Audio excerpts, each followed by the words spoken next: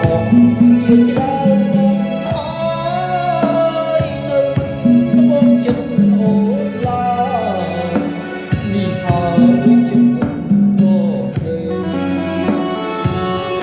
ដើរមកណាទីពេលសំត្បូងចិត្តស្រី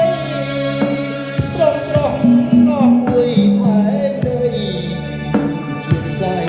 រូបស្នាដៃ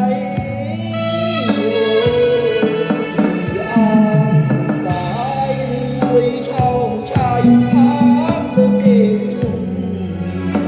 ថ្ងៃនេះអូននៅមានឈ្មោះ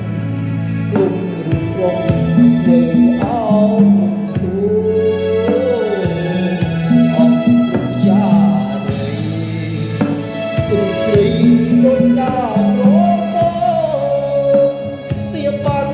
ច្រើនច្រើនអូរនេះសុំគ្មានគេ